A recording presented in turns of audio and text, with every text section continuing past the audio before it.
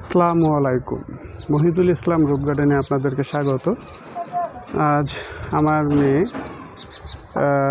সে fruit হান্টিংয়ে বেরিয়েছে আমার ছাদে। তো আজ সে পেপিনো মিলন পারছে একটি পেপিনো মিলন গাছ থেকে। এখন 3 ফল সে হারভেস্ট করছে। অলরেডি 2-3 ফল পারছে। আজকে সে সব ফল পারবে। তো সে এখন আরেকটি ফলের কাছে যাচ্ছে, দেখি সে নিজের মতো করে আজকে ফল পাচ্ছে। যদিও আজকে ফলটা এখন কম, কারণ আমি একটু আগে আমার একজন ব্যবসায়ী এসে সে কিছু সংখ্যক ফল নিয়ে গেছে, যার কারণে আমি তার কাছে কিছু ফল বিক্রি করছি, যার কারণে গাছে এখন ফল কম আছে।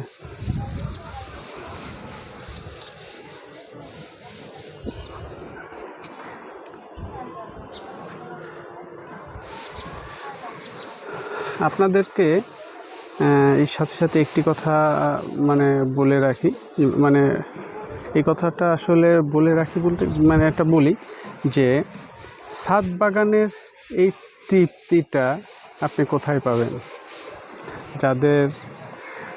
যাদের বাসায় ছাদ আছে বা জায়গা আছে ছাদ বাগান করার মতো বা গাছ লাগানোর মতো, তারা গাছ লাগান। এতে আপনার ফলের চাহিদাটা যেমন মিটবে, তেমন এই বাচ্চাদের যে প্রশান্তিটা, এই বাচ্চাদের যে আনন্দটা, এটা তো হচ্ছে আপনার সবথেকে বড় পাওনা হবে। তো এভাবেই আমার বাচ্চারা মাঝে মাঝে ছাদে আসে। আজ ওর মাদ্রাসা যেহেতু বন্ধ, সে কারণে ও এসছে ছাদে এই সকালে এসেই আমার সাথে ফল টল পাচ্ছে। বলছে, বাবা আজকে আমি ফল পাড়ব। তো ও নিজের মতো করে এই বাগানে ঘুরছে, দেখেন। এটা আসলে ওর ভালো লাগার থেকে আমার বেশি ভালো লাগছে। আমার মনের প্রশান্তিটাই অনেক বেশি হচ্ছে। তো এই জন্য বলি, আমিও যদিও নতুন ছাদ বাগানি, আপনারাও আপনাদের যদি তেমন জায়গা থাকে বা পর্যাপ্ত জায়গা থাকে, তাহলে আপনারা আপনার ছাদ বাগান করেন। ছাদ বাগান বা বাসার আঙ্গিনায় জায়গা থাকলে সেভাবে গাছ লাগান। এতে আপনার ফলের চাহিদা পূর্ণ হবে, মনের প্রশান্তি পাবেন। ধন্যবাদ। আমার এতক্ষণ ধৈর্য সহকারে আমার ভিডিওটি দেখার জন্য অনেক অনেক ধন্যবাদ।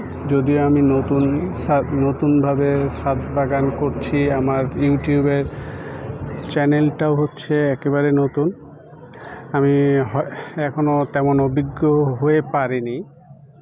তো ভুল ত্রুটি হলে ক্ষমা সুন্দর দৃষ্টিতে দেখবেন।